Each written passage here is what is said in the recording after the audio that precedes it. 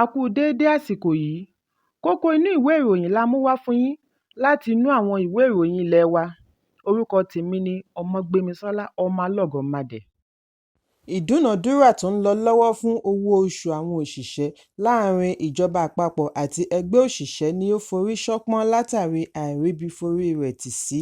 Ààrẹ Bọ́lá Tinubu ṣe àfihàn yìí nínú ọ̀rọ̀ ìyànjú rẹ̀ níbi ayẹyẹ àyájọ́ àwọn òṣìṣẹ́ lágbàáyé tí ó wáyé ní ìlú Àbújá lánàá. Bákan náà ni olùbádámọ̀ràn pàtàkì sí ààrẹ lórí ìròyìn àti ọgbọ́n inú Báyọ̀ Ọ̀nànúgà náà sọ níbi ìfọ̀rọ̀wánilẹ́nuwò pẹ̀lú akọ̀ròyìn bí ó ti bu ẹnu àtẹ́ lu N615,000 owó oṣù tó kéré jù tí àjọ òṣìṣẹ́ ṣe àgbékalẹ̀ rẹ̀. Ó ní ìjọba àti ẹgbẹ́ òṣìṣẹ́ kò jọ ṣe àdéhùn iye owó oṣù tí ó kéré jù, ṣùgbọ́n ààrẹ ẹgbẹ́ òṣìṣẹ́ NLC Joy Ajaero yarí wípé àjọ òṣìṣẹ́ kò ní gba iye tí yóò túbọ̀ mú àwọn òṣìṣẹ́ tòṣì sí i. Nínú oṣù Kínní ni ààrẹ gbé ìgbìmọ̀ dìde, lára wọn láti rí òṣìṣẹ́ ìjọba, àjọ òṣìṣẹ́ àti aṣojú ẹ̀ka iléeṣẹ́ aládàáni láti ṣe àgbéyẹ̀wò N30,000 owó oṣù tó kéré jù tí ààrẹ àná Muhammadu Buhari ṣe àgbékalẹ̀ rẹ̀. Oṣù tí ó kọjá ní àjọ òṣìṣẹ́ NLC àti àjọ olókoòwò TUC ṣe àgbékalẹ̀ àbá N615,000 owó oṣù tó kéré jù fún ìgbìmọ̀. Ìjọba àpapọ̀ kọ̀ láti ṣe ìkéde iye tí owó oṣù tó kéré jù jẹ́ nítorí wọn kò tíì gba àbá ẹgbẹ́ òṣìṣẹ́. Ọ̀kan lára àwọn ọ̀gá láti iléeṣẹ́ ìjọba fún iṣẹ́ àti ìgbanisíṣẹ́ tí kò fẹ́ dárúkọ ara rẹ̀ sọ fún akọ̀ròyìn wípé bí ẹgbẹ́ òṣìṣẹ́ ṣe ń yarí lórí N615,000 ní ìjọba àpapọ̀ àti ẹ̀ka aládàáni ń ṣe àgbéyẹ̀wò N60,000 sí N70,000. Níbi ìfọ̀rọ̀wánilẹ́nuwò orí ẹ̀rọ amóhùnmáwòrán Channels tí ó wáyé lánàá ni Ajaero ti sọ wípé àwọn fẹnukò lórí N615,000 látàrí bí ètò ọrọ̀ ajé ṣe rí lórílẹ̀-èdè àti owó tí ó lè ṣètọ́jú ẹbí tí iye wọn jẹ́ 6. Ó ṣe àpèjúwe àlékún ìdá 25 sí 30 nínú ọgọ́rùn-ún owó oṣù tó kéré jù tí ìjọba kéde gẹ́gẹ́ bí ọgbọ́n àrékérekè. Ajaero ní ó yẹ kí àwọn ti parí gbogbo ìjíròrò lórí owó oṣù tó kéré jù, ṣùgbọ́n àwọn kò ríbi forí rẹ̀ tì sí nítorí ìjọba kọ̀ láti pe ìpàdé mìíràn. Ajaero tẹ̀síwájú wípé owó oṣù yẹ kí ó jẹ́ èyí tí ó lè mú òṣìṣẹ́ wà láàyè, kì í ṣe èyí tí yóò mú kí òṣìṣẹ́ tún máa kúṣẹ̀ẹ́ sí i, kì í ṣe owó tí yóò mú òṣìṣẹ́ máa yá owó ọkọ̀ kí ó tó lè lọ ibiṣẹ́. Bákan náà, kì í ṣe owó tí yóò sọ ènìyàn di èrò ilé ìwòsàn látàrí àìrí oúnjẹ gidi jẹ. Ìdí nìyí tí àwọn ṣe ṣe é níwọ̀nba N615,000. Ẹ̀kúnrẹ́rẹ́ ìròyìn yìí wà nínú ìwé ìròyìn Punch tó jáde lónìí. Ikọ̀ ọlọ́pàá ìpínlẹ̀ Èkó ti fìdí ẹ̀ múlẹ̀ iye àwọn tí wọ́n fi ara pa nínú ìjàmbá ìdúgbàmù afẹ́fẹ́ gáàsì tí ó wáyé ní agbègbè Aláyàbíàgbà Ajégúnlẹ̀ Àpápá ní ọjọ́ Ìṣẹ́gun.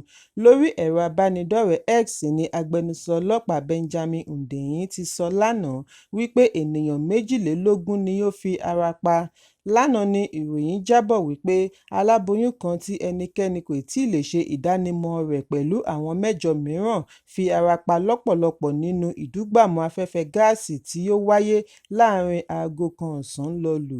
Adarí ẹ̀ka ìròyìn fún iléeṣẹ́ panápaná ní ìpínlẹ̀ Èkó, Ahmadu Shakiru, tí ó fìdí ìṣẹ̀lẹ̀ yìí múlẹ̀, sọ wípé ọ̀pọ̀ sìlíńdà gáàsì tí wọ́n fi ń ṣòwò ní agbègbè ọ̀kan nínú rẹ̀ ni wọ́n fura wípé ó jò fẹ́ lọ bá high tension cable kí iná tó ṣẹ́yọ.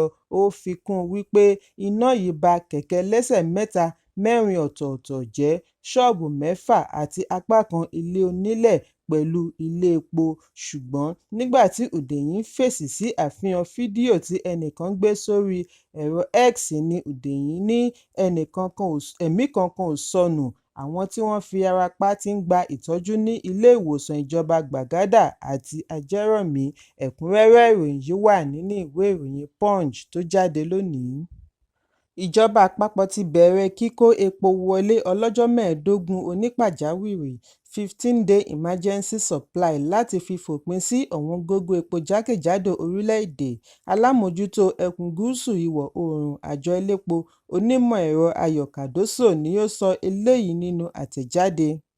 Ìròyìn jábọ̀ wípé láti bí ọjọ́ mélòó sẹ́yìn ni ọmọ orílẹ̀-èdè ti ń kojú ìṣòro àìrí epo rà, pẹ̀lú wípé iléeṣẹ́ elépo NNPCL sọ àsọdájú wípé àwọn ní ànító epo tí wọ́n lè pín yíká orílẹ̀-èdè. Síbẹ̀, ìṣòro yìí túbọ̀ ń peléke sí i. Láti kín ọ̀rọ̀ NNPCL lẹ́yìn, Cardoso sọ ní ọjọ́ méjì sẹ́yìn wípé orílẹ̀-èdè ti gba epo bẹtiró 300 lítà. Ó ní ọmọ orílẹ̀-èdè kò nílò láti bẹ̀rù nítorí ìṣòro yìí kò ní pẹ́ wá sópin.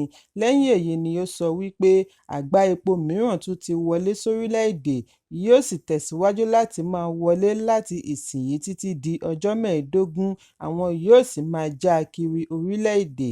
Ẹ̀kúnrẹ́rẹ́ ìròyìn yìí wà nínú ìwé ìròyìn Daily Post tó jáde lónìí.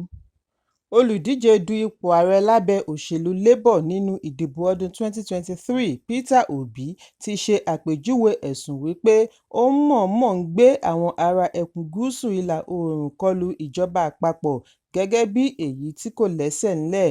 Obi sọ eléyìí lórí ẹ̀rọ abánidọ́rẹ̀ẹ́ X lónìí Ọjọ́bọ̀. Bí a kò bá gbàgbé wípé Mínísítà fún Iṣẹ́ Dave Umahi, nígbà tí ó ń sọ̀rọ̀ níbi ìpàdé àwọn tí ọ̀rọ̀ kàn ní ìpínlẹ̀ Èkó ní Ọjọ́rú, fi ẹ̀sùn kan Obi wípé ó ń gbé àwọn ará ẹkùn gúúsù ìlà oòrùn kọlu ìjọba lórí iṣẹ́ àkànṣe ojúnà Èkó sí Calabar. Umahi ní Obi ṣe òfin wíwó iṣẹ́ ojúnà nígbà tí ó ṣì wà ní ipò gómìnà ìpínlẹ̀ Anambra, ṣùgbọ́n gómìnà àná fún ìpínlẹ̀ Anambra yìí ní Umahi kàn fẹ́ fi ẹ̀sùn yìí ba ọmọlúwàbí òun jẹ́ ni. Ó ní òun ní àfojúsùn fún ìjókòó-sọ̀rọ̀ yálà tí òun á máa fi ja ìjà òṣèlú. Ó ní òun kò ní rẹ ara òun sílẹ̀ sí ipò àwọn tí ìjà òṣèlú ti wọ̀ lẹ́wù.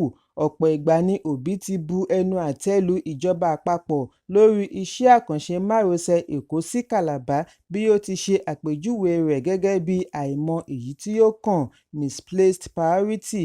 Ìjọba àpapọ̀ ti bẹ̀rẹ̀ iṣẹ́ ojúnà 700 km Èkó sí Calabar tí wọ́n ń retí wípé yóò gba ojúnà ibi ìgbafẹ́ òkun ìpínlẹ̀ Èkó kọjá yà sí àwọn ìpínlẹ̀ 8 mìíràn.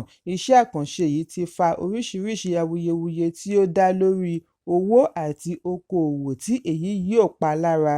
Obi ní àìní ìtara ni wọ́n fi wó àwọn ilé tí ó wà lójúnà yìí. Ó ṣàlàyé wípé nígbà tí òun jẹ́ gómìnà, òun ṣàlàyé wípé gbogbo ilé tí ó bá bọ́ sí ojúnà tí kò ní àṣẹ ìjọba nínú ni wọ́n máa wó. Obi ní òun kò dábàá iṣẹ́ ojúnà tuntun tí yóò kóbá ilé tí ó wà nílẹ̀ tẹ́lẹ̀. Àtúnṣe ni òun ń ṣe, òun kò gbèrò àti ba ilé onílé jẹ́.